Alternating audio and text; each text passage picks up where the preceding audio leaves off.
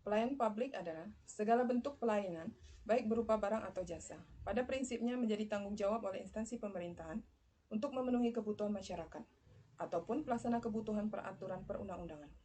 Dalam video kali ini, kami akan membahas masalah isu suap yang semakin merebak, bagaimana penyebab, dampak, serta bagaimana cara penanggulangan. Yang telah kita saksikan, kita dapat mengambil isu penting dari pelayanan publik di negeri kita ini, yakni buruknya pelayanan publik yang dapat menyebabkan terjadinya praktek tindak korupsi, yaitu suap menyuap.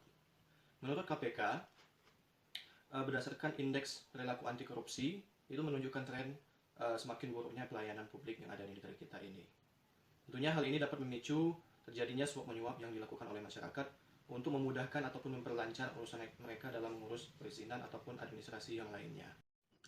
Penyebab isu tersebut dapat dilihat dari dua sisi, yaitu dari sisi penyelenggara pelayanan dan dari sisi masyarakat. Untuk dari sisi penyelenggara pelayanan, terkait aparatur dan sistem kerja, terdapat aparatur yang memiliki model budaya upeti.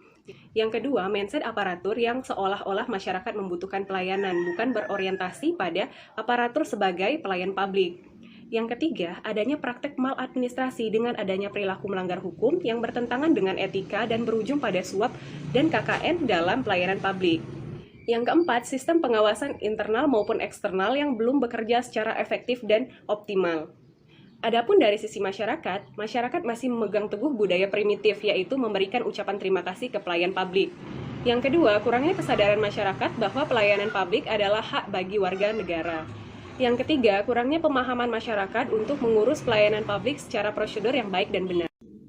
Dampak dari pelayanan publik yang buruk yaitu yang pertama, maraknya praktek maladministrasi, seperti pelayanan tidak sesuai urutan, yaitu mendahulukan pihak tertentu, pungutan di luar ketentuan, tidak adanya tanda terima atas pembayaran, memperpanjang atau memperpendek prosedur penyelesaian layanan tidak tepat waktu, dan persyaratan pelayanan tidak jelas atau tidak sesuai dengan ketentuan. Yang kedua, dampak dari pelayanan publik ini yaitu sulit mengurus izin usaha. Berdasarkan survei nasional bahwa izin usaha di Indonesia termasuk yang paling sulit di antara negara-negara ASEAN. Sementara yang ketiga, dampak dari pelayanan publik ini yaitu kurangnya minat investasi. Hal ini dikarenakan adanya aturan yang tumpang tindih, pelayanan yang berbelit-belit, dan tidak adanya kepastian hukum. Hal ini menyebabkan kurangnya pendapatan daerah. Upaya atau solusi yang dapat dilakukan untuk pencegahan kasus tersebut dengan cara yang pertama, membangun kesadaran pada diri ASN mengenai peran dan fungsinya sebagai pelayan publik yang berorientasi pada hasil, yaitu kepuasan yang dirasakan oleh para pengguna. Yang kedua, kontribusi minimal yang berasal dari diri sendiri dengan cara menunjukkan sikap-sikap dan perilaku baik sebagai seorang ASN.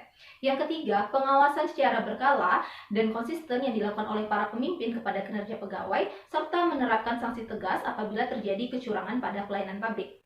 Yang keempat, perbaikan sistem layanan publik yang lebih inovatif. Salah satunya yaitu sistem layanan publik berbasis digital agar lebih efektif dan efisien pada saat prosesnya, sehingga dapat meminimalisir terjadinya isu-isu kecurangan atau korupsi pada pelayanan publik.